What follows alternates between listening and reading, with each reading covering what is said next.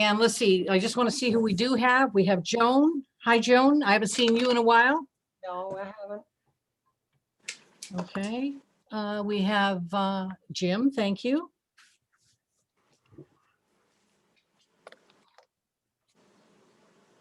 Your dog's gonna go We crazy got now. Joe. Joe can't escape me We'll do that everywhere, right, Joe? tomorrow. We have Jeff. He also can't escape me. Chuck, you're a close third there. Marion, nice to see you. Good to see you. Bill, good to see you. You can't escape me either. I know. Likewise. And Michael. Hi, Michael. Who else? I'm here too, Hi. dear.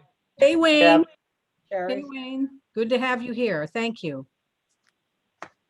Okay, Jerry, again. how come you're sideways? Oh, Sherry, are you lying down or standing on the side wall? How do you do that?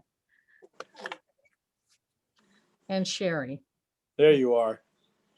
that's better. You might want to raise that camera a little. Sherry, I want to see your face. There we go. Okay, Catherine, I got a text from John Calarese a few minutes ago. He'll be joining late. excellent. I'm glad I'll be here. Okay. Gina? Hi, Gina. Yep. Okay, very good. All right, what I'd like to do, did you all receive the capital projects list, you know, the spreadsheet on top of your package? The Or draft dated January 13th. January 26th. January 26th. Yes. Did you all have Yeah. that? I've got one that says capital projects draft January 13th, 21. Okay, so what I'm gonna do is, give me a second here. I think I'm gonna share my, Catherine, I did not receive it either. This is Jim Rupert. I did not receive it. which report?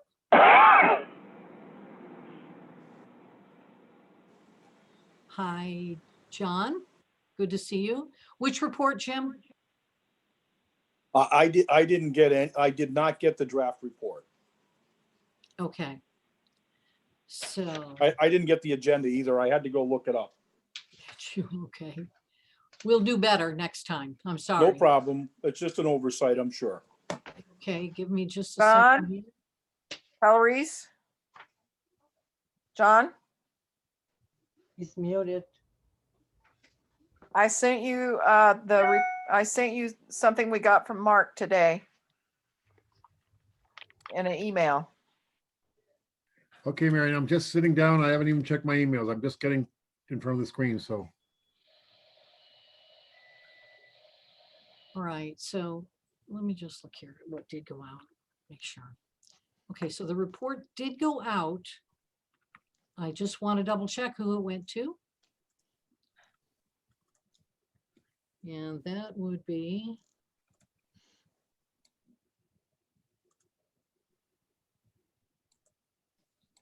So let's see, it went to Wayne, John, Public Works, Board of Finance, Marion Matthews, M. Melody at ashfordconnecticut.org, Joni, 54, Gina,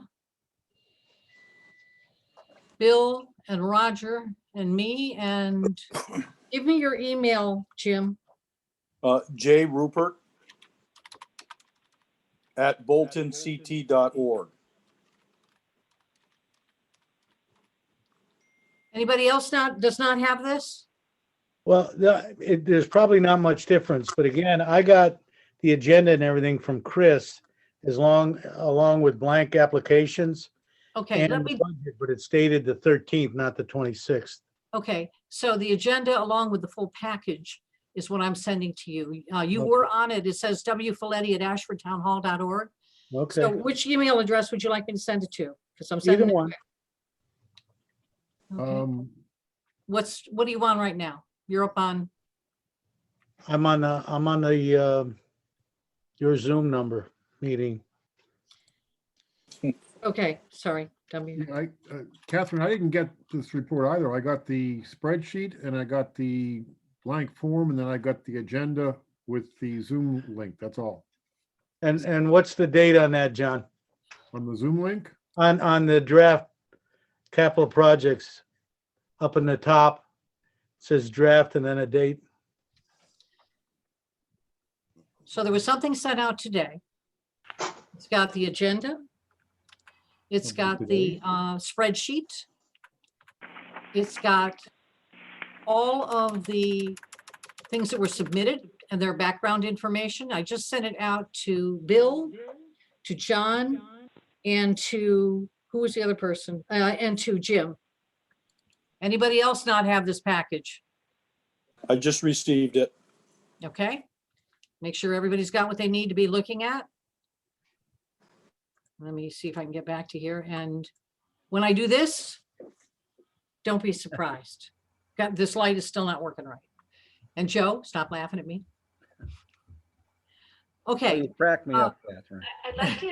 Joan, do you have the full package? Do you have everything? Introduce yourself. I do. I have everything.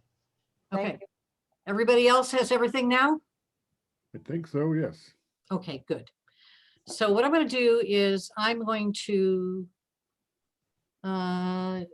first of all, everybody take a look at the overall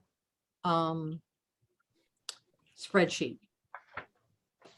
And you're going to see the bad news is it's over $1 million right now with everything that's listed.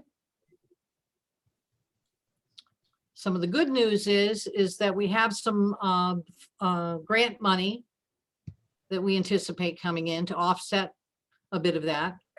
There's 375,000 that we are assuming we will get for the Cattle Rock remediation. And then another 125 for the Pompey Hollow Park work. You said 375 on Cale Rock? No, it's 250. And then when you put the, I'm sorry, when you, it's 250, and when you put it together with the 125 for Pompey Hollow Park, that's the 375 that we're Gotcha. anticipating that, you know, our grants that we applied Yeah. for. Okay, I have a comment, Catherine. sure. This is Joan.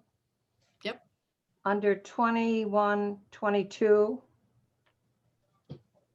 you have us, we're down for 2,500. That's this coming fiscal year. That's wrong. We never filled out a form. We haven't applied for that. It's just in this present year budget.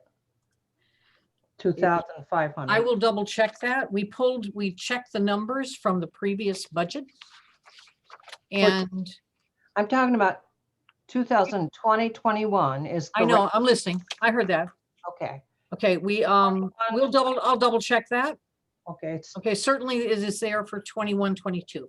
shouldn't be. That's what I'm saying. Yeah. Okay.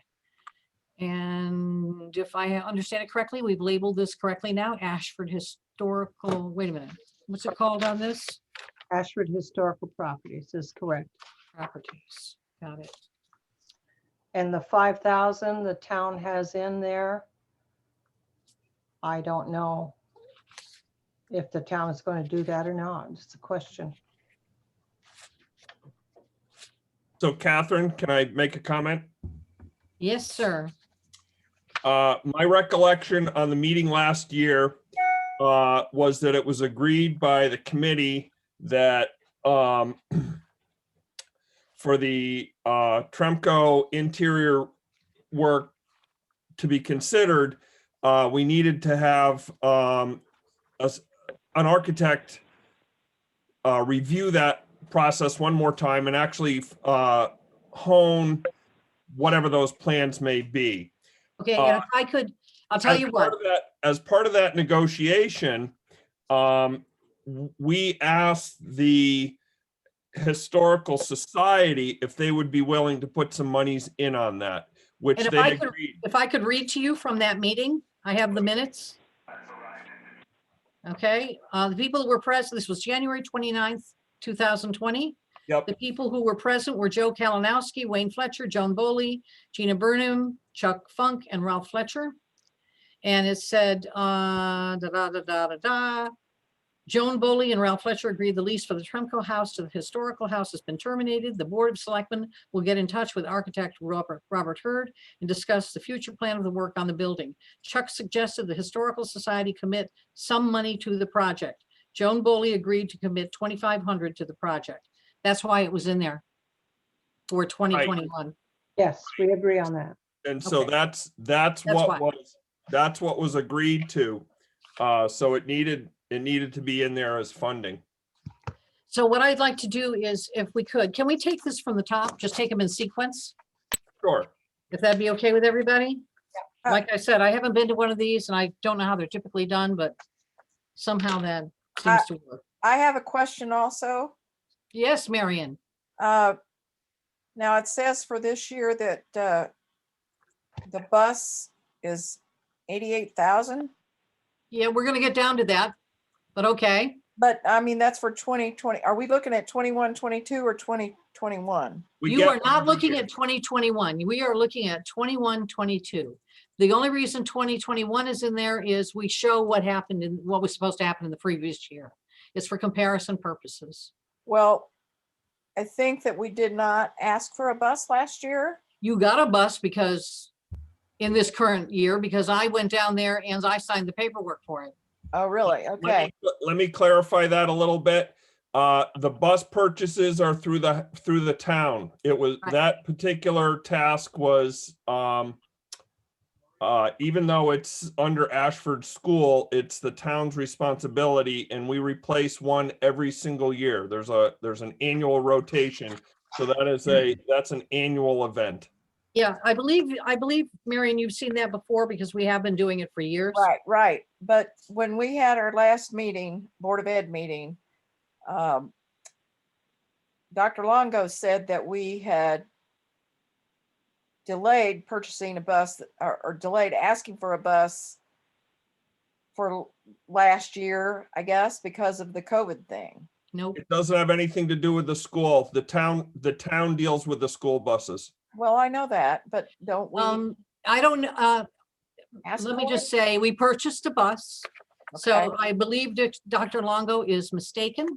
He, Okay. if in fact there was something where you wanted to, didn't want to purchase a bus, I actually don't think it's within your hands to do that because that is what happened, I believe, many years ago, and maybe Bill could chime in on this, is that the school at different points in time had decided not to purchase a bus and kind of due to whatever budget issues or whatever. And that created some issues in terms of making sure that we had a good working fleet. Bill? Yeah, there was a time back in the early 90s Yeah, when historically the easy part to cut was a bus. And if I remember right, we ended up in a 2-year period of time having to purchase either 4 or 5 buses. So at that time, we determined a policy that we were going to rotate them and try to do it on an annual basis, at least 1 bus a year to avoid that. Because at one point we got hit with a monstrous bill to try to play catch up. so May that's I- the may I- history. May I say something? Sure. Bill, that goes back even further than that because it happened, I think, when I was on the board. So it goes back before the 90s. Yeah, Okay, but it so- wasn't until the 90s until we did something about it, Joan. I thought it was before then, but it's okay. It's I okay. had a great time in the 90s too. So moving on. That's the background on the buses, Marion. And so we do that every year. What we don't do every year is purchase a van. So one of the questions that I know we have is, does the school need a van? Well, I need to go to the Board of Education again and talk to them about this because, and this is not complete for what we need for the school. So We haven't received anything yet from the that's school. right, because our building committee met yesterday. Yep. And we kind of finalized a few things, so. All right. So I do want to let Sherry know that, Sherry, you are now standing on the ceiling somehow. Okay, yeah, thank you. Okay, so again, I would like to take it from the top if we could. So looking at the spreadsheet, What do we have here? I'm gonna get it back up. Road resurfacing, we have at $225,000. And, which is what we have for the current year as well. I'm gonna move down then to the mini excavator. All of you have it in your package. These packages should be in sequence as to how we're going through this. So the first capital improvement project request form in that packet is going to be for the new wheeled excavator with the capability to be driven to job sites. Okay, Joe, do you want to speak to this one? What does anybody want to know? Joe, is this the one that was in your budget last year that we deferred? Yeah, it's been in my budget for the last 3 years, Bill. Okay. Yeah. As you can see, it doesn't need a trailer. It's supposed to be able to respond quick to emergency for tree removal. Another situation where lifting is involved. It'll let us do roadside storm drainage, cleaning, and other daily chores. The tracked excavator the town owns now is getting tired. And it is still a good running piece, but it has its problems. I know when I talked with Joe about this, one of the things you talked about, Joe, is that you could do work a lot faster with this. That is correct. Yeah, because it, one, you don't have to tow it. But two, it's got features on it that make it very easy to work with as well. Yes, it And is. it's stronger, if you will, than what we have. So that's the description of it. We're not making decisions yet. We're just making sure we all understand what we have here. And this is a lease over 5 years, correct, Joe? Correct. Okay. Does that mean lease to own? Lease to own. Chuck. Yep. Thanks. But the advantages of buying a new one is that you get a 5-year warranty on it, bumper to bumper, with able to extend it after that for up to 10 years. It's going to cost money, but the first 5 years is included in this package. Right. Joe, do you have a guesstimate as to what the extended warranty would be when it comes around? Any sense of scale on that? Not really. They said it depended on how the machine acted in the first 5 years. Yep. Sounds unfair, but that's how they judge it, I guess. Yeah. And it will be through an outside vendor who insures equipment. Yeah. Yeah. So is this something that we would be relying on the lease holder to review and do maintenance and things like that, or how do they make that judgment? I would say that if the machine has problems in its first 5 years, they probably won't extend the warranty. Yeah. But in the first 5 years, if it has that many problems, we would turn it in, certainly for like a lemon law or whatever it would be. Yep. Okay. It is an intricate piece of equipment, a lot of computers on it, but they have been proven to work fine. They are now, this machine that I'm looking at has been in production for, I believe, 6 years with minimum maintenance. They're very happy with the way it reacts. Yep. Good. Thank And- you. And just a quick, Joe, in terms of the time, My dog got everybody going. whose dog is it? How is your new dog? Oh, just wonderful, Catherine. Joe's at the kennel. Yeah, no, he's a new pup. We got him 2 weeks ago, so he's not quite used to our house yet. But he's a He good was dog. a pound puppy. Okay, and Joe, just a quick description in terms of what it can do in terms of the roadside work that is really difficult to do now or more awkward. Well, what it is when we clean storm drainage out, which is along all our roads, we have to trailer the equipment there, which puts a trailer, another dump truck in the road. This piece would be able to just go from drainage site to drainage site without any additional equipment in the road, which nowadays with the traffic we're developing on our roads is a lot safer. Yep. Along with that, this piece of equipment can be a roadside mower. It has various attachments that you can purchase that go on this tree grapples for lifting trees. Right now we have an abundance of wood along our road. I don't know if anybody's noticed that, but no one's going to clean it up but us. So, we got a lot of work coming up in the future, and this would really help me out a lot. Very good. All right, Is this moving on. some information about the manufacturer of the product? I don't see anything on the product other than the picture. It's a JCB, Okay, same as our loader that we've had since 2008 and have had no problems with it. all right, so this would be a registered vehicle on its own, right? Yes, it would be. Okay. Thank you. All right, the next one, the two-way, is that the two-way radio upgrade, I think. So this one, if let me get it right here.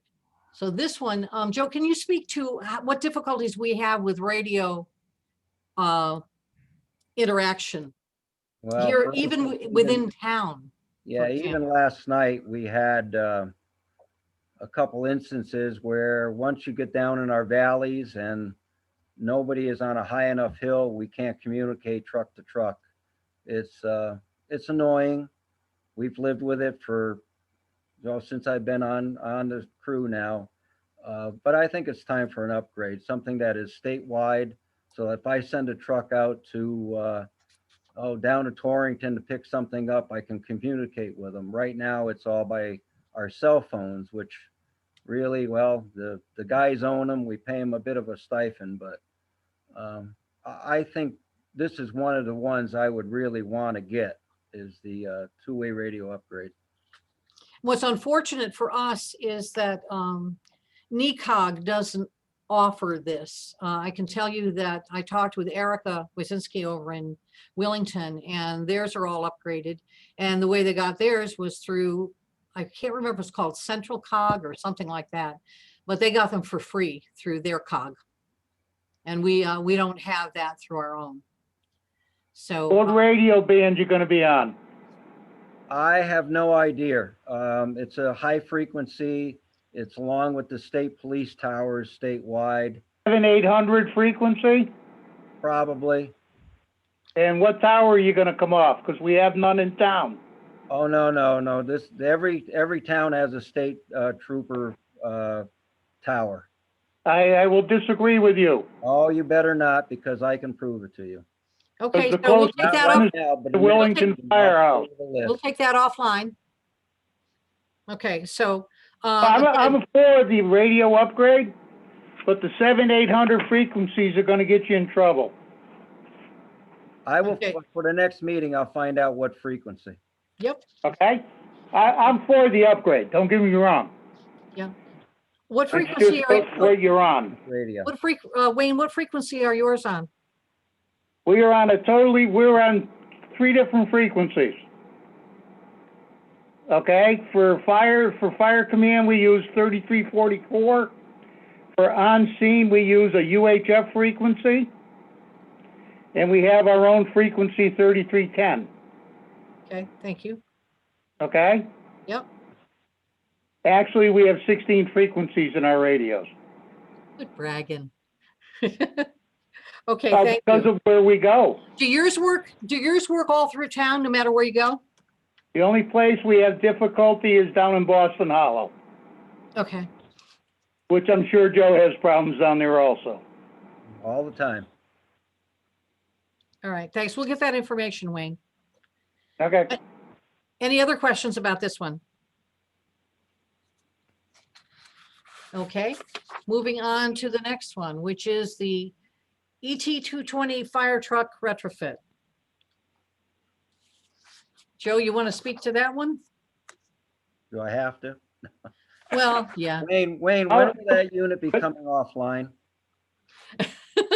Wayne, do you know when that unit's gonna come offline? you're not gonna get it until probably February at the earliest of We can almost 22. We can almost defer this then till next budget cycle. That's what I was gonna suggest, Joseph. Good to know. Okay, Because by the time you take the truck apart to get to where you're going, you're It's gonna be- 3-4 months into it. got it. Okay, I'm keeping track over here. The only way is if I decided to sell it and purchase a newer vehicle. That would be the only way it would be included in this year's budget. You're still not gonna see it until February of 22. Okay, Because the new truck's supposedly gonna be delivered in December of 21. I would venture to say it'll be a month late at least. And then it has to be swapped over and everything else. So you're looking at February of 22 at the earliest. well, when they're delivered late, do we get some money back? No, because you didn't put it in the contract. Yeah. Remember, we don't sign the contract, the town does. Thanks, Wayne. I'm just saying, Okay, thanks. Next one. Fire truck lease, I'm sorry, reval. This is our reval number, based upon the contract that we signed. It would have been around the same if we had gone with the NECOG, continued with NECOG. So this is with the other company that we went with, and bear with me, I forgot their name. But it's, but basically the same as we would have had if we'd gone with NECOG. It's just that the people that we'll be working with have better familiarity with the software involved. We found that the other, what NECOG was working with, they didn't have quite the familiarity, and our assessor is much more confident that this company can do the better job for us, for our town. So And that that's, price- uh, that that's price- quite an increase. it would have been with NECOG as well. Okay, I don't Yeah, see anything on it, that's why I'm asking. Catherine, can you just explain that this one's, because they also have a different payment schedule than NECOG? Oh, that's right. And I'm sorry I didn't think of that.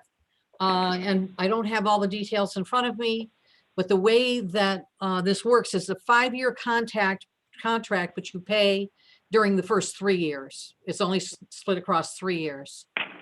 And I Okay. believe NECOG would have gone the same way as well. So, but this is a 5-year contract. So it's That sort of makes more sense. front loaded, Wayne. This load It is, makes more sense. yep, thank you. Thanks for the question. Okay, fire truck lease over the next 5 years. You're in the second year of the lease right now. Right, and then we're gonna have, yeah, More after that. same amount. Yep. Do you have anything else from the fire department at this point? No, I do not. We have decided, the leadership here decided that with the current COVID and people being laid off and the question of taxes being paid and state and federal budgets, that we feel there is no need for a capital expenditure. And we would Okay. hope the rest of the town would look that way also. Well, I think we can do it with some things. I don't think we can do it with everything, but thank you. Okay, moving down to Ashford School, the school bus we've got, and we don't know about a van, the need for a van at this point. Is That's that right. correct? But we do have something else. I don't know, Jim, do you want to talk about it? Actually, what we really need is for people to do their submissions so that we can work with something concrete. I If can, you have a send- really high level, you can mention it, but it's not going to be considered until we actually have the paperwork. shall I send something to you right now? We got. Do you have we- something prepared that has the background and everything on it? we talked, the building committee talked to, we're getting ready to go to do the roof replacement. So the building committee decided that we needed to hire a Did you get pricing for the consultant, yes, engineer? yes. What was the Uh, pricing? So, Only part of it though, Marion. right, So You achieved getting some pricing today, just today, from a consultant for designing the solar project. We need to get updated pricing on a roof and be able to get what the design costs are gonna be. You know, the good Catherine, thing, I think that's a whole separate thing. I mean, that's a much bigger, that's outside of this particular committee. This is sort of, annual, they're one-offs, but what the school is talking about, that's the big project. And, you know, I think maybe what they're asking for is maybe some seed money for investigation, but that needs to be organized and come out through that committee. And, you know, I don't know if we have to have a town meeting or how we have to handle that, but that's a whole nother ball game from this group. We could end up having, when all is said and done, that could be a town meeting or a referendum. Well, If we're it's that big if it's that big a package. Well, what we're, Our expectation, Yes, our Chip. expectation is that the design fees are, which would include the architect for the roof. You know, we have, the school will have to, or the Board of Selectmen will have to prepare a set of plans to be submitted and approved by the State Board of Education in order to be eligible for reimbursement. Now, back when I was on the BOE, our reimbursement rate was investigated, and it was about 67%. I don't know what it is today. I imagine the superintendent's office could be in contact with the State Board of Education and get that. I do know that reimbursement rate is tied to a couple of different things. First of all, it's the amount of free and reduced lunch, but then there's some offset for that when the area of the school exceeds a certain percentage based on the number of students that go there. So I think our actual, you know, on paper, our rate was 70%, but got reduced to 67% because the area of the school was greater than needed for the number of students at the school. Yep. But based on the fact that, you know, 2 years ago, there was an estimate of, I think it was $1.1 million for the roof replacement. Typically, the architect is about 10% of that.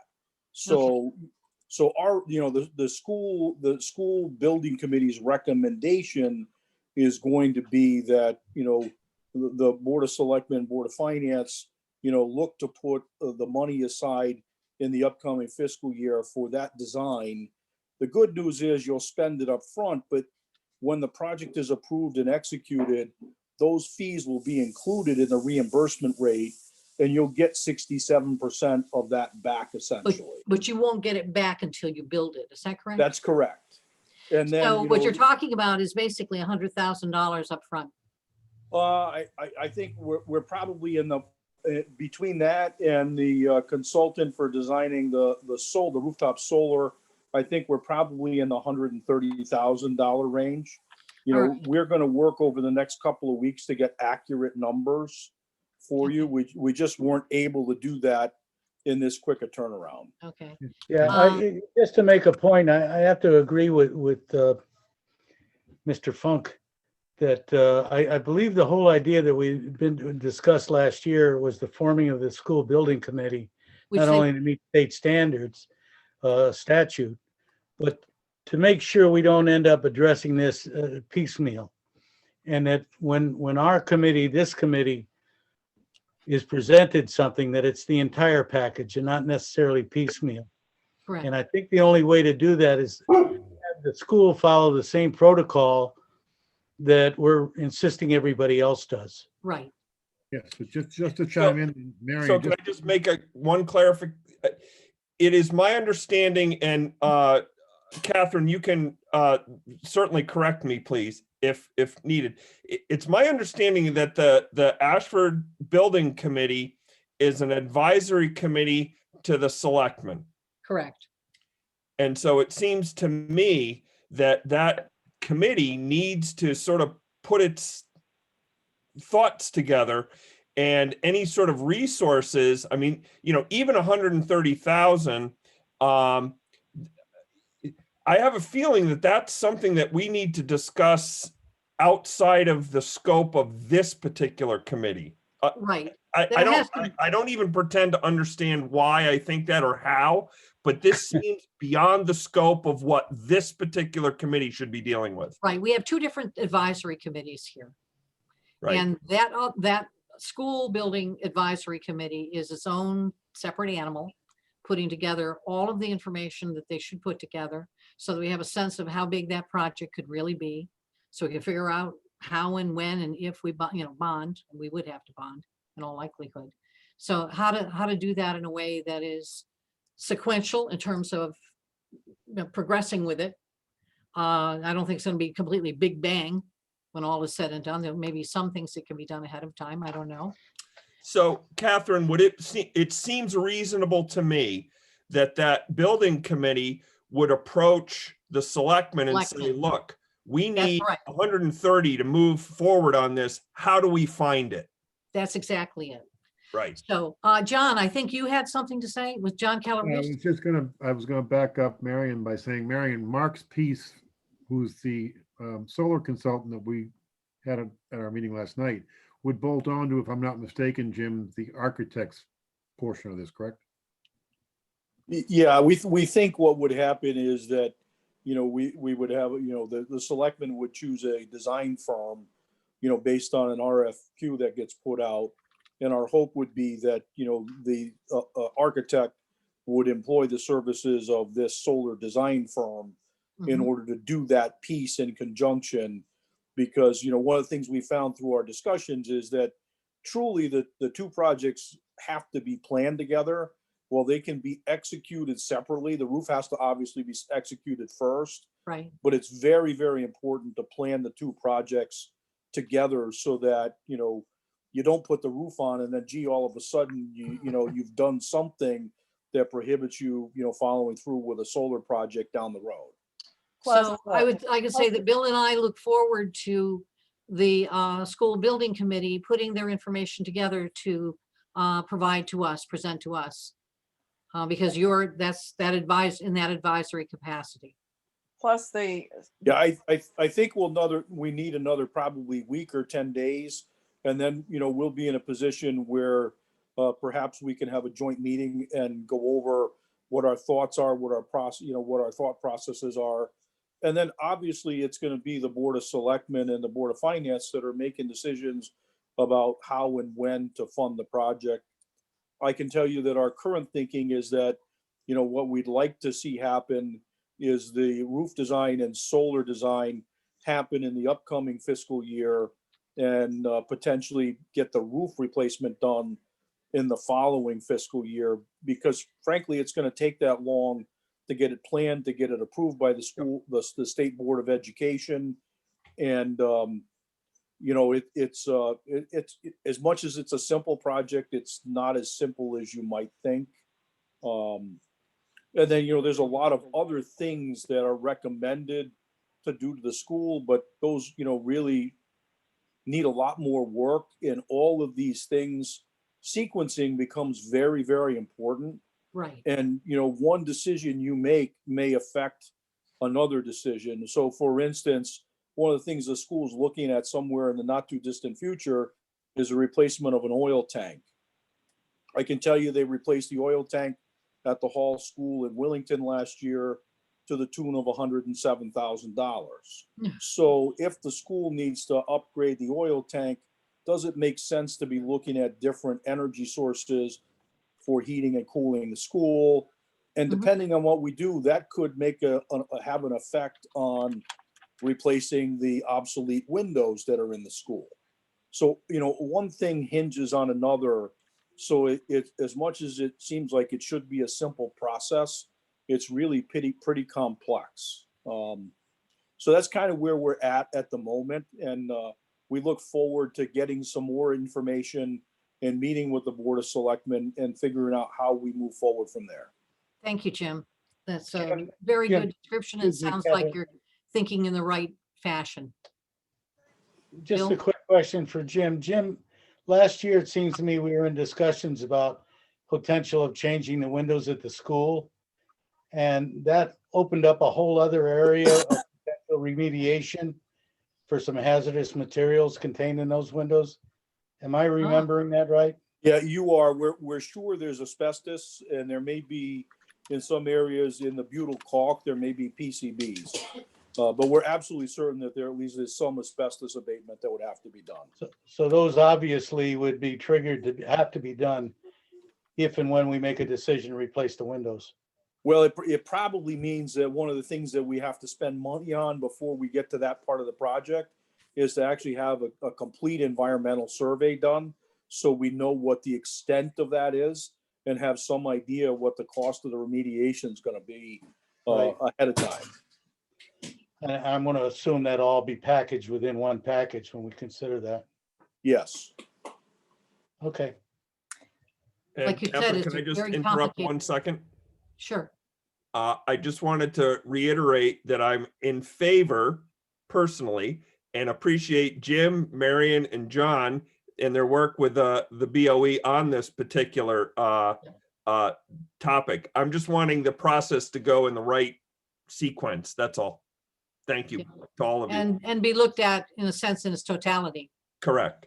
in order to do that. Well, So- one of the things that we had said that we wanted to ask for during this capital projects budget cycle was a consultant, I think, was the consultant fees. Is that a possibility or no? Well, that's what we're talking about. And what we need to do, Marion, is we need as a school building committee, not as the Board of Education, but as the school building committee, we need to get some pricing from the architectural firm or a couple of architectural firms. So at least so that the Board of Selectmen has a number to go off of. Mhm. And then we would end up, if that gets funded, then they would work on putting out an RFQ next fiscal year, and then the consultants would be hired.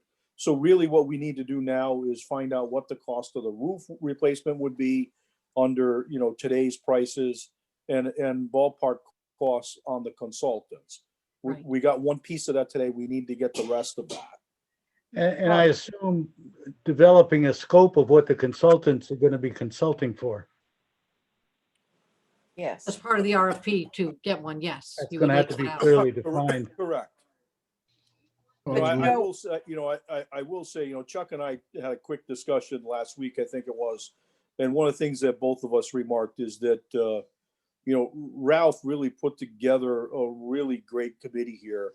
There's some really, really talented and bright individuals. And Mhm. I think, that the town and the school is going to be well served by, the value that each of these individuals brings to the committee. I totally agree. Me I too. agree too, but I'm just, okay, well, I guess I'll just bring that up with the next committee meeting. Okay. All right. So with that, I'll get the information about the van for you before. thank you, ma'am.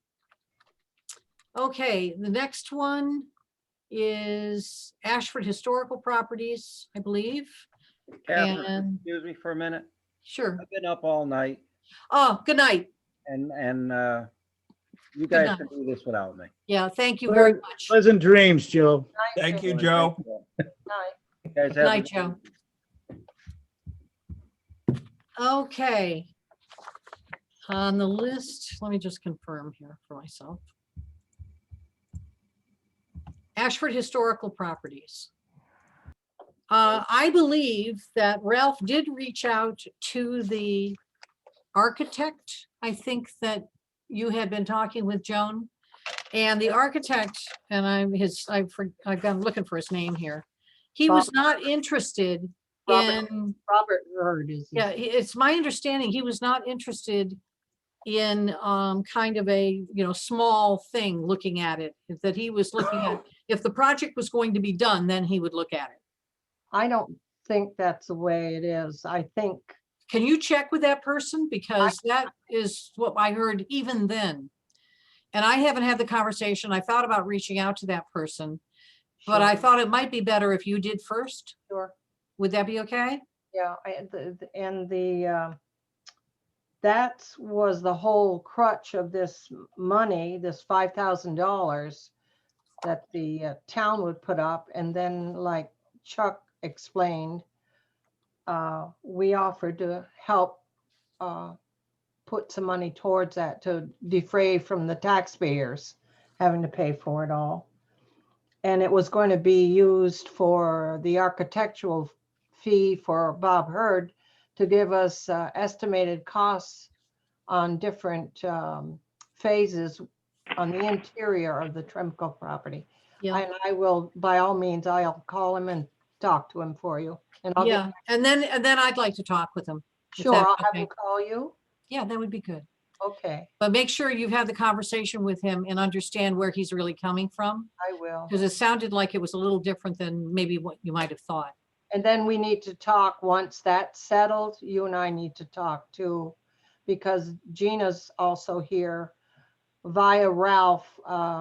He wanted a, what did we call it, Gina? I forgot that plan that we wrote up for him. It was anyhow, I'll get back to you. Was about, I don't know how many pages, 15, 20 pages. Yeah, he asked for a detailed overview of the project and Yes. Yeah. we prepared that. And we have it done. I also spoke with Bob Hurd myself on the phone on January 4th of last year before we put forth our request to the capital project Right. committee. And he said that he thought that the next step was getting bid ready drawings, and it would be about $1,500 give or take. And he did express interest in talking to the selectmen. So what happened was, you had that conversation, then you came to the Board of Selectmen, if I recall. And then a reach out was done to Mr. Hurd after that. So didn't I don't know know that. how long the period of time was between that and the reach out. But if we, That's again, incorrect. I think that's incorrect because when we met with Ralph, he said that he did not follow up. That's correct. He met with myself and all right. So if he didn't follow up, then if you could kind of grease the skids for me, Joan, Yeah, I will. and then I'll see what I can find out. Go from there. And we'll bring it back, when all is said and done. We'll make sure it's cleared up so it can be brought back to this committee. Yeah, Bill, do you just- agree? Oh, I do. I just for some historical significance. During Mike Zambo's term and then floating into Ralph's latest term, Right. what we were looking at was the reality that I know personally, I was hoping at least to put together a 3-year plan, because we didn't see it in the near future down the road where we were going to be able to afford any major outlay of money. And what we were hoping to do, and that's why we asked Mike and then Ralph to talk with Bob Hurd, was there a possibility of breaking this up into several different smaller projects that we could address on an annual basis and set up a long-term plan? Correct. And I know Mike talked to him and I know Ralph talked to him, but I had the impression Bob had refused to talk to the board That's right. because he was looking for it to be discussed in its totality. That's actually mine as well, because that's what was reported to Bill and me. Yeah. At a selectmen's meeting, I believe. Yep. So again, we'll just get it straightened out and see how we can move forward. How's that sound? Okay, the next thing on the list, Cattle Rock remediation. This is for phase, what is it? 2 or B? 404. So in this one, we were pre-approved for the application, and it's our understanding we're getting the grant. Okay, Catherine, I have a question on that. yes, Looking at the audit report at the end of June 30th, end of 2020, there's $16,628 left from the brownfield. nope, not anymore. That's the audit report. That's the audit report. The Yeah. work that's been done since the audit report is another Accurate. story. So what happened was, I think we ended the, that part of the remediation, and out of, I can't remember how much money we had for it. I think that we used all but like a couple thousand, which was not, there wasn't anything we could put it into, so to speak, and we can't move it, use it for something else. So we came in really close. There were certain things that we had to get accomplished by the recommendation of the consulting firm in Right. order to go on to the next phase of applications. So we dedicated the balance of what we had towards that. And I believe Catherine's right. It was just a 1,000 or 2 that was remaining on that. So that's in this fiscal year you're talking about then? Yes, we closed it out. We closed that out. The This last fiscal year, yeah. Okay. Yep. Thank you. Yep. But we are looking forward to this next remediation phase. Then we have the playscape replacement. That's a lease. We have the 1 more year of it, if I got it straight. Yeah. Yep. And then we have the tennis court resurfacing. And you have this in your packet. What Sherry did is went out and she got 3 estimates to try and see if she could get the amount down to whatever she can get it down to. They're all about $15,000, if I recall. I gotta find the right thing here.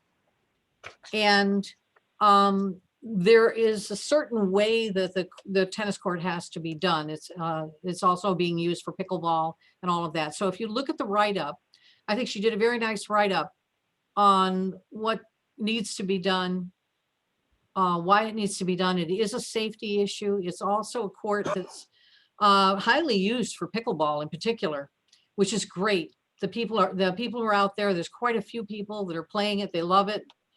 And it's something they can do outside, which is a good thing these days. And we don't know that the Public Works could do this for us. I don't know that they have the expertise to do this in a way that the court would hold up over time. And we do need to make sure it's done so it's a safe surface for people to play on. Would that be correct, Sherry? You're on mute, by the way. And you are upright. That's good. You're not, your head's not hanging down. You're fine. Sherry? Yep, still muted. How There about you now? go. Okay, thanks, Catherine. Yes, everything you said was accurate. We last did the courts in 2008, and it's recommended that they be done every 7 to 10 years. So that would have been 2018 that they probably should have been done. So we've gotten a very good life out of the last resurfacing. All of the bids came in within a couple $100s of each other. One of them's just under 15,000. And we made sure to be comparing apples to apples with the bids. There's a process called right way crack repair. And we want to do that. They fill the cracks and then they put this fiberglass Membrane sheet over the top of the cracks. And that's the only way to guarantee that the cracks don't come back and that you won't see any cracking on the surface and that it'll last another decade or so. And I'd like to be So we clear made about sure this. all three. Sorry, I'd like to be clear about this. This was not bids. She got estimates. Okay, Yeah. estimates for these companies, because the reality is we have to look and see if these companies are on the bid list and how we would approach this. But at least Sherry was able to go out and get some estimates for us. So we had an idea of how much it could cost. Yep, and they all came in very close to $15,000. And that's with that right way crack repair that I really think we need to do. So, and should we not do it, I've already seen where the cracks are. I already see where the water is pooling up in there. And I believe that when all is said and done, it's going to be pretty hazardous for people to play on it this coming year. I have one question. Yeah. In the write-up, it says contractors say we need to do this maintenance within the next year or 2. You want to speak to that, Sherry? Yes, that's what they recommended. If not, what can happen as the cracks get bigger, and they are getting bigger from last year to this. I as more water- understand that, Sherry. My question is it immediate that it has to be done this year? Or can it wait a year, is what he's asking. Or can it wait a year? I'm just reading your proposal. Right, Right. right.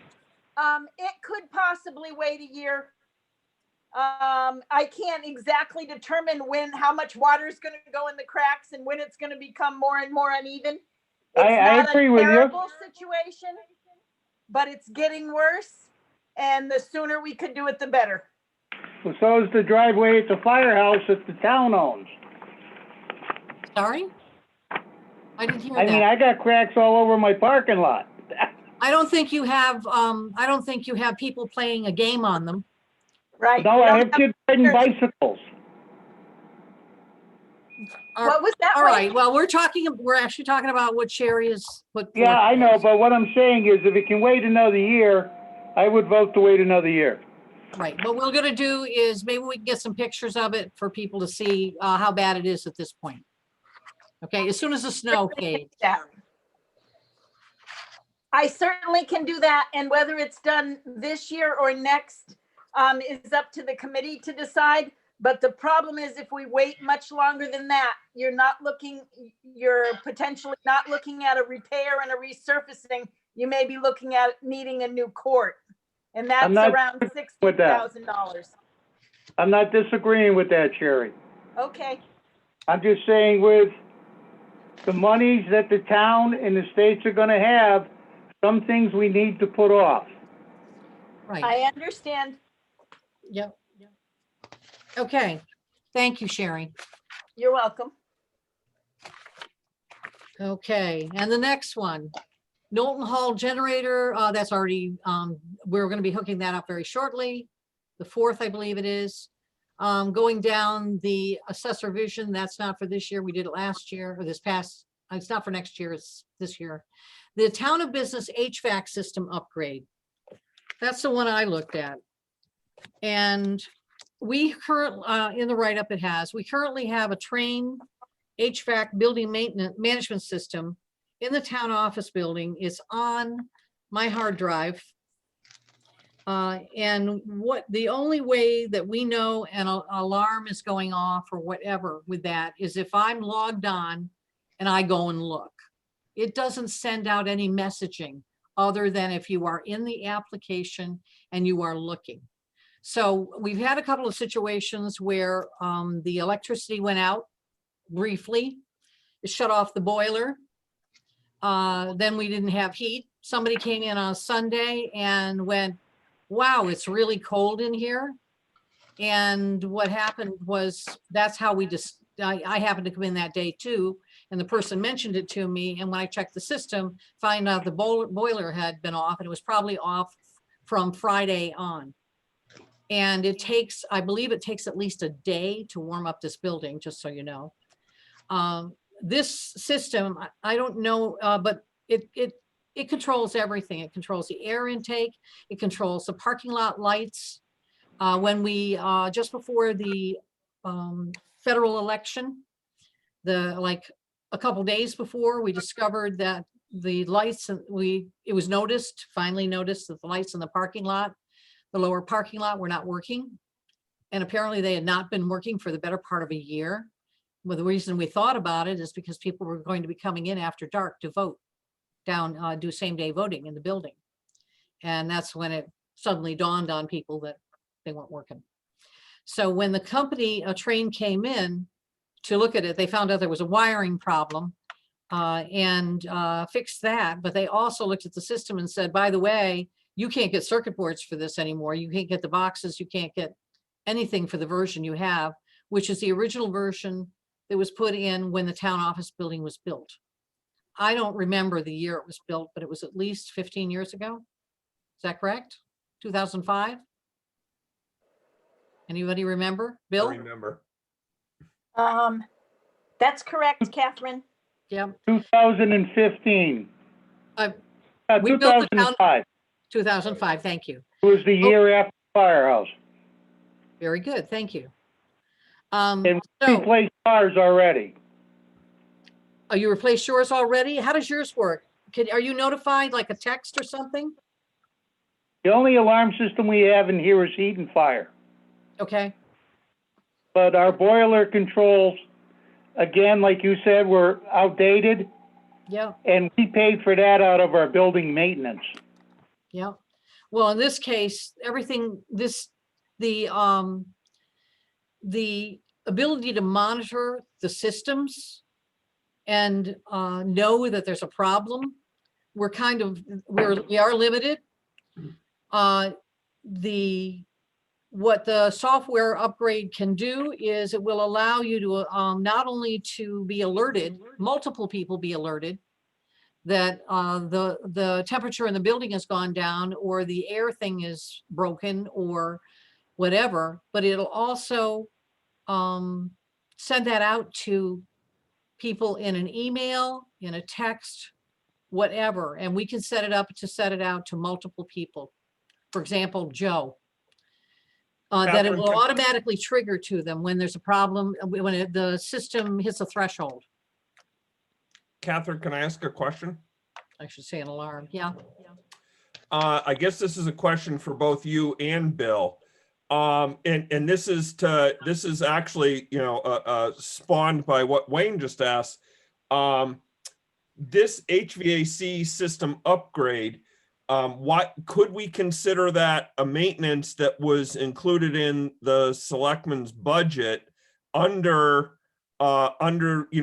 care of the town office building? It's a one-time cost. It was So that's mine. one thing, and it's $20,000. So that's why we looked at it under the capital improvements. And I've checked, I've talked with them about, how the maintenance gets done. They haven't had to come out and maintain the system that we had. That we've actually had the work done by, Nutmeg Electric, when we've had some issues around it because they've been more electrical in nature. Mhm. So there's, and I asked if there was any other software that was needed in order to make sure the messages, alarms are sent out, out of the system. Because again, the limitation right now is you don't know there's a problem till somebody notices it some other way after the fact. Catherine, I'm gonna solve that problem for you right now. You Go to bet. Go to Amazon.com for less than $100. You can buy a low temperature alarm. There you go. Okay, I will go look. So I would do that immediately so that, How to at about the least- air intake and things like that? But it won't do any of that, but at least you'll know if the building gets cold when it's unoccupied. That way you can That's call. one thing. Thank Right, you. that solves the immediate issue for a very low cost. Yep. That was yeah. one. I mean, I think you probably still need to do your upgrade. Yeah. But at least that will, help you limp along, But I think the advantage that the fire department has is probably not a day goes by. There's probably rarely a day that it's not occupied, at least at some point. Right. Yeah, So, that's our advantage, Jim. You're correct. yeah, I agree with upgrading because the software is out of date, but I still believe that is a maintenance problem, not a capital expenditure. Yeah, and Catherine, again, to Wayne's point a little bit, part of why I'm asking is when I'm looking at the numbers and getting to the bottom, I'm worried about CNR, and Yeah. I'm trying to figure out when I'm looking at what we're proposing here, and obviously we're moving some monies, we've deferred some things, blah, blah, blah. But, CNR is getting depleted rapidly here. So what I'm getting at is if we can get 20,000 as part of a maintenance line item, then we're incorporating that into our mill rate versus depleting CNR to almost nothing. And this has been a concern of this committee for a long time. I'm not Been on saying it. the answer. I'm just bringing it up. Like, this seems like a thing that we could put into the selectmen's budget and make it a part of what we're incorporating into our mill rate versus how this particular fund works. Bill, what do you think of that? I think it's worth thinking about. Yeah, What do you have any idea, Catherine? I haven't seen an updated budget sheet on expenditures. What do we have in that line item right now? I I don't know have you that. you have a don't have it in front of me, $2,000 I'm sorry. part on over there, right? Yeah. Regardless, I mean, whatever we don't have anything, I don't think, we have not had to have the maintenance on this. So this kind of upgrade was not planned for in any way in any numbers that we've had. But Right. I like the concept that Chuck's using. Right. And I think at least we ought to, investigate that a little further. Yeah, and I think too, we have to look at it from the standpoint of, okay, what are our boundaries, our decision points for determining whether something is a capital project or capital expense, if you will, or if it's just a maintenance expense. Yeah, We- maintenance I think we expense. really need to think about that. Yeah. The, when we've done, for example, when we did the software upgrade for the financial system, we did not put it in somebody's budget. We Yeah. put it out there as a capital project. So, and when we did the other thing that's on here, what is it? Give me a sec. The, where is it? The assessor vision software conversion. That was not put into the assessor's budget. That was a capital project because it was a one-time thing. Right. And we may have to, all I'm suggesting is we may have to start considering some of that type of stuff because our CNR, again, all of these things are worthy projects and so forth. Yep. Our CNR is not capable of keeping up with, I mean, at some point, we're going to have to bring this stuff to the voters to start voting on when we have no CNR left. Yeah, we don't want to get to that point. So, And that's, I'm really, I mean, right now, we, at the end of, it is projected at the end of this fiscal year, yep. we will have 185,000 in CNR. Unless, which we haven't done, so wait till I finish. Yeah. We have not moved monies in yet. So we have the ability to move 400,000 to 500,000 into CNR and still keep a really healthy balance on the undesignated fund. But what I'm getting at is that only lands us at about 600,000 in CNR. Yeah. And, you know, I'm looking here, we're talking about, as it's proposed, using 530,000. So we're going to have 60, and this is not unique to this year. This has been a slow bleed over as long as I've been on this committee. We've been discussing the criticalness of depleting it to a point where it's not going to serve us well for several years, Chuck, as you're aware. Right. Correct. And so that's why I think Wayne's, and to your point, Catherine, also with like the vision software and some of that stuff, we may have to start incorporating that into people's budgets so that we're actually, it's incorporated into our mill rate.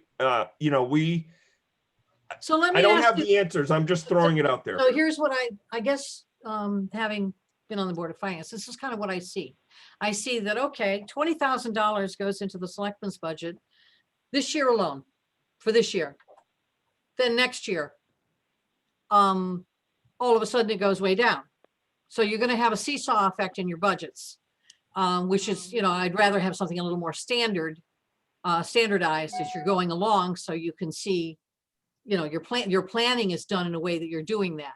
But I'm not saying no or anything like that. I'm just, that would be what I would be looking for. Yeah, I agree understand with the you. problem. I understand what the problem with CNR, and I think what's happened with CNR, we were doing pretty well with CNR for quite a while. And I think what we're not getting is we're not getting some of the revenues that we had hoped we would be getting, and that's why they're not ending up in CNR.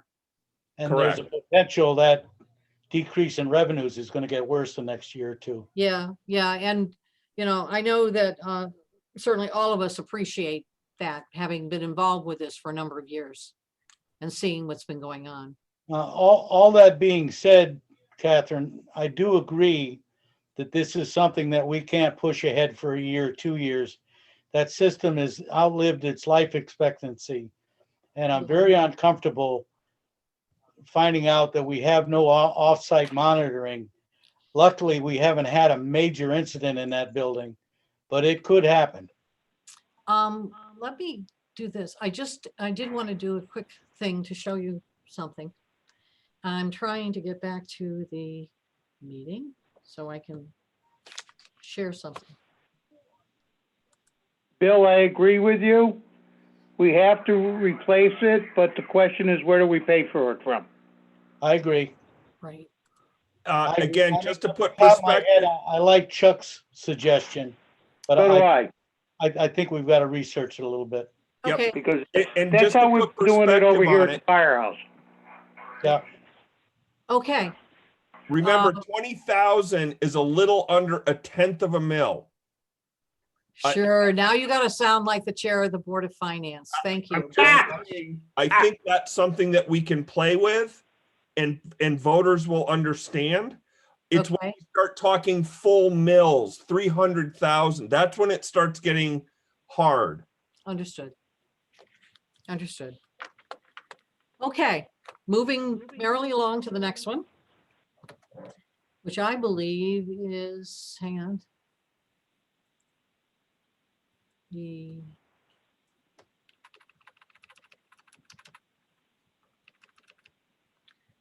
Mr. Silversmith. Oh, you got Pompey Hollow infrastructure. Oh, that's What's right. Well, that's one where it is, I'm not gonna use the right technical terms. We That's the have, sidewalks and we- the yeah. resurfacing of the driveways. yep, and that one we have a grant for. Okay, I just didn't know what it was. Yep, There's that's what it is. nothing in the package. No, probably because Joe was going to speak to it, and we forgot that he was gonna be leaving. Okay, Okay, but that's all that is. We have talked about it in our Board of Selectmen meetings, but not here. okay. Okay, very good. Jeff, there you are. You want to talk about the $5,000 on the affordable housing plan? Yes, thank you, Catherine. So I'm going to give a little bit of background on this, but then I've been doing some wheeling and dealing today, and I don't want to waste this committee's time, so we might be able to potentially take it off the rolls if that's proper budgeting. I'm new to the budgeting process, so you'll have to excuse me. So in the capital improvement request form itself, I'll just go through, as indicated by Connecticut General Statute 8-30, each municipality in the state of Connecticut must prepare and implement a plan of affordable housing every 5 years. This statute was adopted by the legislature back in July of 2017, and it will be its 5-year implementation. It'll meet its 5-year implementation date by July of 22. So we have about 18 months from this point on to get a plan put together. The exemption of that is any town with a documented 10% affordable housing level is exempt from the compliance, and only 31 out of 169 towns in the state meet that compliance.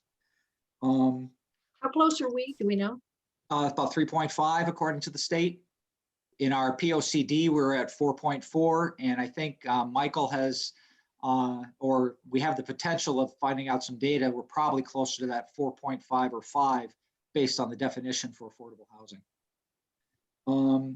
And the development of such a plan would likely include the need for a steering committee comprised of members from various town boards, commissions and committees, including planning and zoning, the housing authority, Board of Finance, Town Finance Department, and potentially NECOG. And I had a discussion with John Filchek today regarding that. And they're working with a number of towns and actually coming up with a regional plan that would have, as he called it, annexes of each individual member town.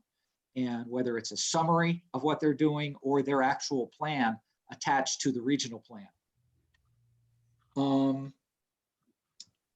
In the development of the plan, it would include review of the current housing regulations regarding multiple dwelling residences and land use, housing needs assessment, the resulting gap analysis, compliance and commonality with the plan of conservation and development, our current POCD, and potential housing market analysis. The plan will also likely require, or it does require, as per the Connecticut Housing Authority, public input through surveys, hearings, and virtual meetings.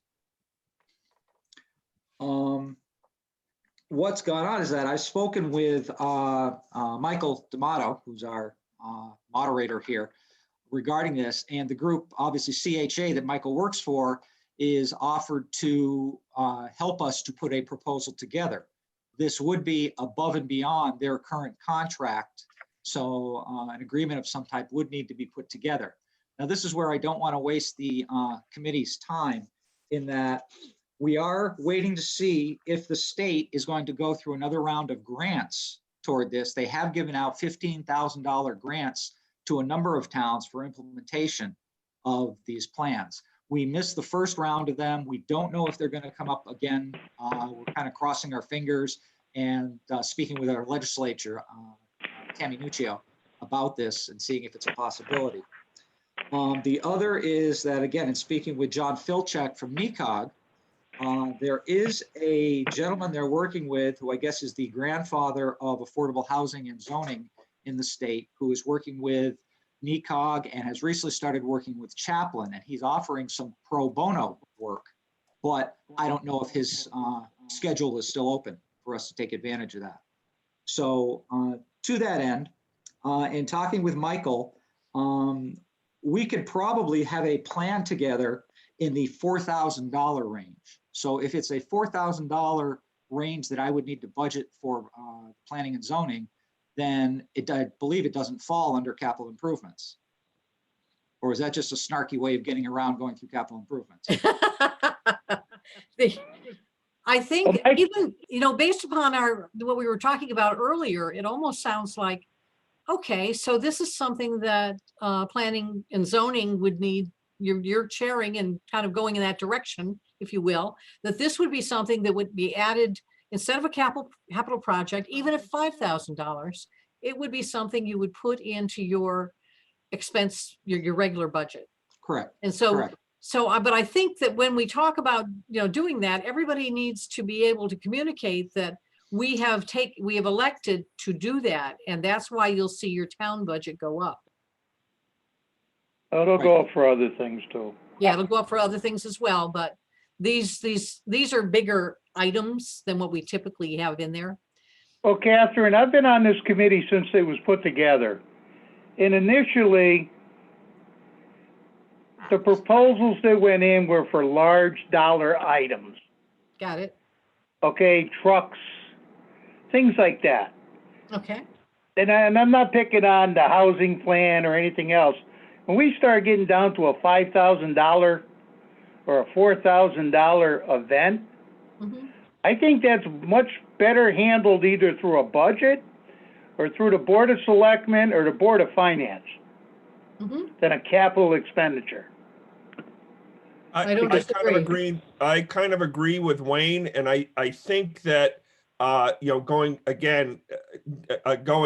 back to the town office building thing, I think it falls under that same type of category, and I would leave it to you and Bill and the selectmen to kind of work through that. I think it's a way of maybe preserving some CNR for, as Wayne was saying, some of the larger capital things. Right. So I guess what I'm saying is I'm seconding Wayne's thoughts on this. I'm not against the proposal, I'm against the method of funding. I agree. Understand. Hey, remember before, if I recall, I know that when I first started out with the Board of Finance, one of the things I wanted to do was look at the 5-year plan and have it be a real 5-year plan, if you will.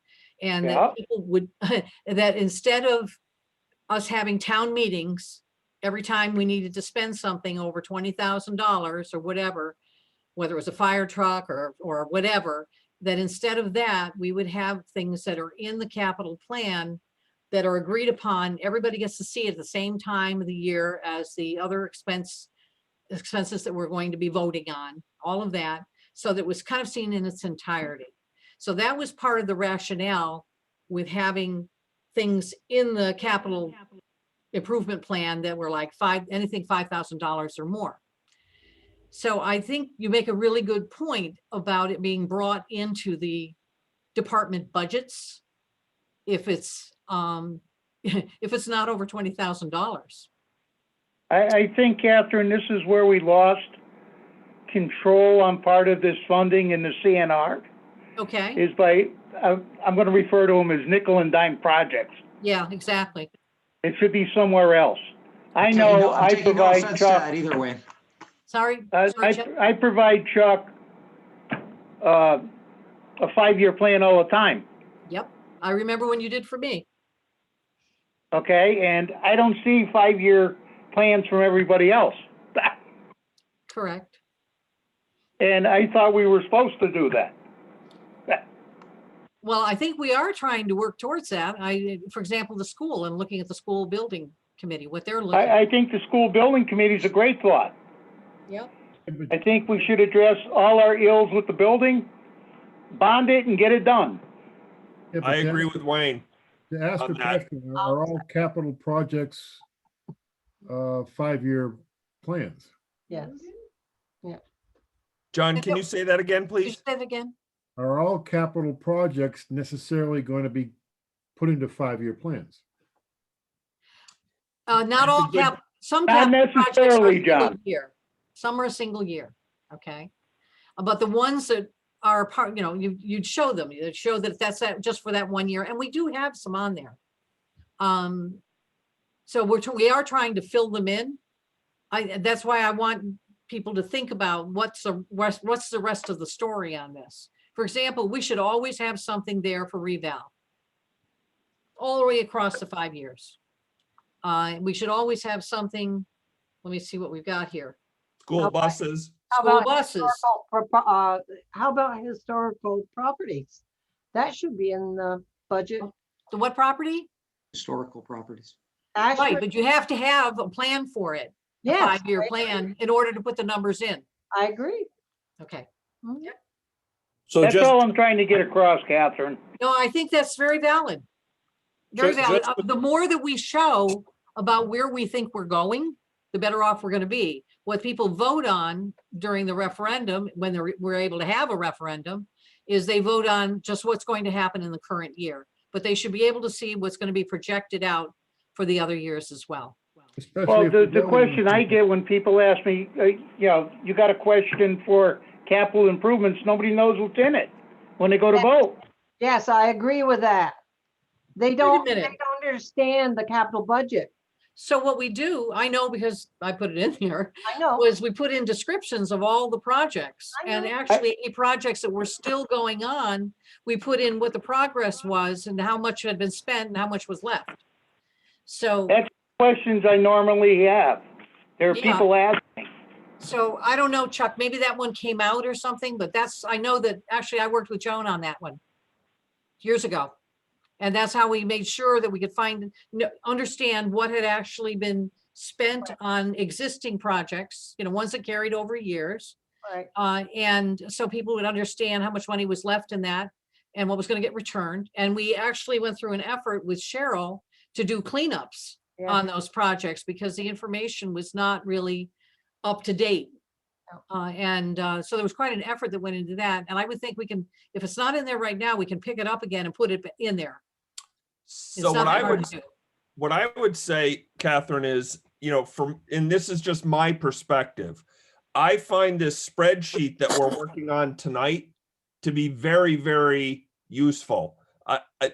To my way of looking at things, this is very comprehensive to me to Yep. understand what's happening, where the funding's projected to come from, what the project name is, let's say. I mean, you can have a description of the project if people want more of that, but We did. We have, as an example, mini excavator leased over 5 years. Who needs more information than that?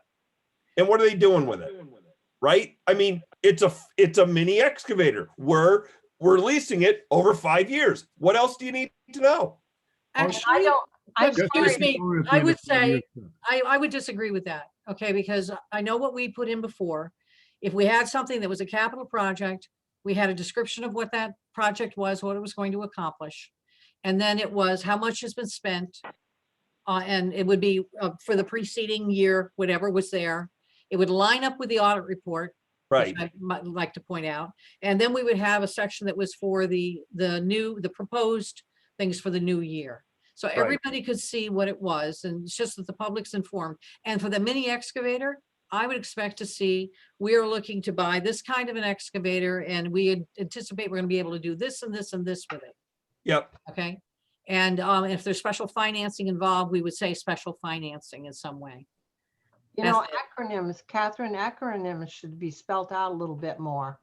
Yeah, it's just that there's a limited amount of space on I the know, page. but you could But abbreviate. but the thing is, these ones, when you put them in the budget package, the other descriptions are on a separate page. Right. You can run right through them and it takes you what are the previous ones that are still in, that were for last year? Where are we on them? And then you'd have the section for the new ones. So what we can do is, as part of this, I would expect that we would be using some of the information that's been put in these. Yep. To put in as at least a summary for the public, so that they understand what they're looking at when they go to vote for it. That was the point, is that they would have enough information to know what it was, to know what they were voting for. So, and again, with CNR, I think that, we've got to get our CNR built back up, because we can't afford to be having to go out and, get down to the point where we can't fund things. Well, to that CNR, I am happy to remove the request from planning and zoning for its $5,000. Thank you for making your contribution. And again, the original $5,000, I understand, is a limit or a upper limit or a starting limit for the capital improvement, just as the $20,000 for a town referendum and such. And the original $5,000 estimate is kind of, again, coming from a planning and zoning commission and speaking with Michael. We found some other resources that might be able to, again, bring that down below the limit. So that's why we're thinking about $4,000 as a budget item. Again, whatever help we can get from NECOG or any grant money that we can gain, obviously to offset that, we'll continue to work towards that. But Very good. again, happy to move this off of your plate and put it onto the budget directly. So Catherine, you're gonna take this, and the selectmen will decide, how to clean up this particular spreadsheet, decide which things stay, which things maybe can go into the regular selectmen's budget. And we're gonna meet again at some point. We're meeting next Thursday. Okay. I have a comment, Catherine. Yes. You go down under the funding, Yes, ma'am.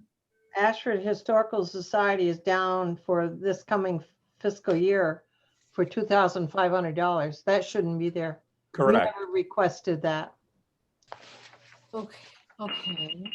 Yeah, the 2,500 from last Maybe year. that is, there was some confusion based upon that other document I read earlier about that I think meeting. so, because there's no Yeah. form that was made out for that at all. That's So where can I ask this question? Sure. What we're doing with the historical properties is during this fiscal year, we have $5,000 that we voted on and we approved, Yes. but we don't need an additional 5,000. Very good. not at this time, no. Right. because we got to do our. And so the 2,500 is actually from the that the historical societies can do is in this fiscal year. So what So I'm now, hearing, I'm hearing that $5,000 comes out of the capital projects as well. That's correct. We're liking that. Yeah, for this fiscal year, right. And so Joan, Yes. just as a clarification, yes, you guys haven't written a check yet, right?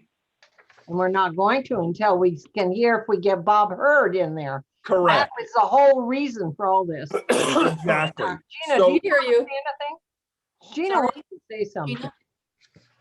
I just wanted to say to your point earlier, Catherine, about us having a 5-year plan, we really feel like we've been stuck for a little while because we can't develop a 5-year plan until we have the funds available to get one made, which is outside the scope of what we can do, which is why we need Bob to partner with us. Okay, So- so again, what we're gonna do is Joan's gonna contact Mr. Hurd, and I'm gonna talk to Mr. Hurd and find out, what the thinking is on that. Okay, at We least can have- to Can we start. have a joint meeting, Catherine, maybe? Sure, I'll be glad to do that. Okay. How about that, Gina, all right? I think that's a great idea so that we're not talking separately. I think if we're all at the same table. I think I'm going to leave the meeting now too, and I want to thank Chuck and Catherine and Gina. Good to see you. I want to know where you got the background from, but we'll talk about that offline. I'll let you know. That's interesting. I can't tell if you're in hell or something. It just No, really, I'm in, that's the sun behind me. that's the Exactly. sun. Yeah. It just looks hot. It Okay. is hot. Like, Talk to you soon. I'm gonna sign off too because I need to put my children to bed. but I thank you for your Understood. time. Good night, I think we'll be done soon. Thank you. Okay. Good thank you, night. guys.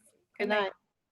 Hey, Catherine, Yeah. just for the information of the committee, I did have a conversation earlier this week with Dr. Longo, and I did tell him that, you know, his capital plan, his 5-year plan at this point should not include the things that the school building committee is working on, that they really should be including, you know, buses, vans, and any other capital items that are not part of the building, you know, projects, that the school building committee would be working on that with the Board of Selectmen. Exactly. Thank you for, you know, understanding where those guardrails are.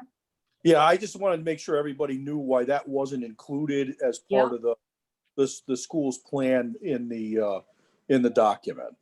Exactly. That makes perfect sense. And I did get a 5-year plan from Jim Longo today. Oh, But it's not quite where it needs to be, so I need to talk to him about that. And the things that he wants on for next year, like the core area, we don't have any documentation on that, so I'm gonna have to get that from him. so I guess the thing that I would say is, you know, if he's not able to get a 5-year plan together and have whatever the core information is so he can submit it, it's actually not going to be considered. I know that, and he Okay. knows that too. Okay, very good. Catherine, Yes, sir. I would request that the Board of Education give us requests for the van and the bus. So that we're all following, you know, if they want a van and a bus, so that we're all following the same format. I agree. Thank you. Catherine, can And we then get, we can look at it next Thursday. Right. And Can we that get is what everybody should be clarification? doing that wants to put something in this capital plan. I think we need clarification on the bus. I am absolutely convinced that the school has nothing to do with requesting the bus. That is the town side. We took that away years ago. So I don't think it's the school. I mean, maybe we consult with the school, but it is the town that deals with a bus, and we just get I one agree with you, Chuck. every year. Yeah, I agree with, I think that Somebody think has to put in the request. yeah, I think the Board of Education works with the Board of Selectmen to develop the RFP. Okay. Because I know back when I was on the Board of Ed, you know, we were having issues with the international buses, and we truly wanted to go back to the Bluebird buses. Right. So the RFP was tailored to be able to, you know, where do you want it? to move in that direction. And Yep. so, you know, we worked with the Board of Selectmen to develop that RFP, but when that RFP goes out, it goes out from the Board of Selectmen. It does not go out from the Board of Ed, and the Board Correct. of Selectmen are the ones that sign the contract. Correct. So the bottom line is anything that's going to be in this capital improvement plan needs the form filled out. It needs to come from someone. From someone, So- yes. So does the Board of Ed then fill out that form for the bus or no? Well, you know what? We'll work that out. We can take that offline. I have a question. If we buy a bus every year anyway, why would it be on the capital project list? Shouldn't it just be Because I budget? think that's a big expense line in a budget. Again, what happened was we found, and I'll be really too candid, is that we couldn't rely on the school back when to make sure that they were purchasing buses and rotating the fleet. So that's why the town does it. So when we think about them putting it, what you'd be thinking is what, they putting it into the Board of Ed budget instead of as a capital item? Well, that's in the spirit of what was being talked about earlier, and qualifying the fact that I'm just starting my second year in this committee. I'm just trying to learn as I go here. Yeah. It seems like that would fall more into a budgeted item versus a capital projects one-off. It's so big. Okay. It's, Such a big number. yeah, I agree, but I think the problem is that the Board of Ed has the discretion to not spend the dollars on a bus. That You is know, if correct. they become between a rock and a hard place, they can say, well, you know, we can squeak by without the bus that we budgeted for this year, and we can't do anything about that. And I So think I- that's what happened, and that's what Bill alluded to. Right. And so before I we think did that's that. why finally the town just said, look, you know what, let's just not, we're just gonna take over the bus thing.